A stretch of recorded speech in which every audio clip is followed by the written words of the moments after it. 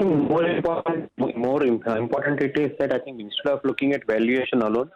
यहाँ पे एक चीज के ऊपर ध्यान देना जरूरी बनता है कि जो फ्यूचर ग्रुप के साथ में जो डील बनी है उसके अंदर रिलायंस रिटेल काफी बड़ा बेनिफिट होता है, क्योंकि फ्यूचर ग्रुप की जो कंपनी के अंदर एक तो रिटेल स्टोर्स है वो, और उसके पीछे उनके जो सप्लाई चेन मैनेज करने के लिए जो सिस्टम है वो, और साथ में जो होलसेल का बिजनेस है, ये तीनों तीन चीज फ्यूचर ग्रुप की कंपनीज के अंदर मर्ज होके यहाँ पे रिलायंस रिटेल के अंदर आ रहे हैं।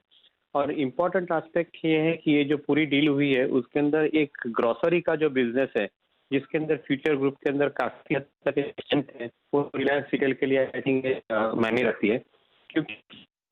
रिलायंस रिटेल का जो ग्रोसरी का बिजनेस है वो करीबन 800 स्टोर्स के अंदर है, 7% of the total store network of Reliance retail, और करीबन 34,000 के बीच में उनका रेवेन्यू है, which is 20% of the total retail revenue of 1,63,000 crore।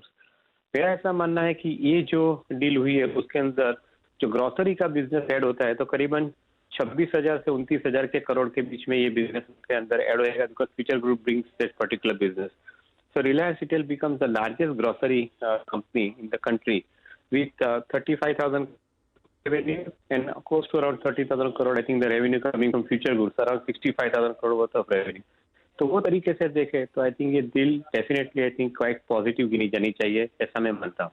Right. तो देवेंद्र चौकसी साहब, हमने देखा कि पिछले काफी समय से रिलायंस ने काफी एग्रेसिवली अपने जो डिजिटल बिजनेस है रिलायंस जियो है उसका एक्सपांशन किया, फिर उसमें एक बड़ी वैल्यू अनलॉकिंग भी हमको दिखती हुई नजर आई और हमने देखा कि रिलायंस का शेयर कहां से कहां गया, ऑलमोस्ट डबल से ज्यादा। अब रिटेल स्पेस में भी आप धीरे से उन्होंने जब ये एक नया कदम उठाया है वहां पर भी आगे चलते हुए आप चाहे रिलायंस जियो मार्ट की बात कर लें, क्योंकि डिजिटल पावर भी यहां पर है और अब ये फिजिकल एक्सपांशन भी फ्यूचर ग्रुप की कंपनियों को लेते हुए, तो उतना ही एग्रेशन और उतना ही ज्यादा फोकस रिलायंस का रिटेल पे भी नजर आ रहा है। डेफिनेटली रिटेल के अंदर जो कारोबार है उसके अंदर जो हिसाब से रिलायंस कारोबार करने जा रहा है, एक तरफ ऑनलाइन रिटेलिंग के अंदर I think they are connecting all the kirana stores into Jio Mart. तो किराना स्टोर्स को रन करने के लिए सप्लाई चेन मैनेजमेंट का होना बहुत जरूरी बनता है। किराना स्टोर का जो धंधा है उसके अंदर करीबन हमने इंडिया के अंदर करीबन 59% ऑफ द जो टोटल रिटेल का बिजनेस है वो करीबन किराना स्टोर के अंदर से आता है, 41% of the total retail business वो दूसरे सब फॉर्मेट में से आता है। तो जो 59% का जो करीबन बिजनेस है टोटली, वो बिजनेस किराना स्टोर के अंदर सर्वाइव होना है या ग्रो करना है, तो उसके लिए आपको एक बड़ी सुरक्षित सप्लाई चेन मैनेजमेंट की जो एक मैकेनिज्म जो बोलते हैं वो होनी जरूरी बनती है। तो फिजिकल स्टोर और डिजिटल बिजनेस ये दोनों का एक कॉम्बिनेशन जो बनता है तो उसके अंदर I think growth will be faster. Suppose if Reliance has not acquired future group का जो ग्रोसरी का बिजनेस, तो मेरा ऐसा मानना है कि I think the bigger situation would have emerged because Walmart is already entered into India and they are one of the largest in the world in this space.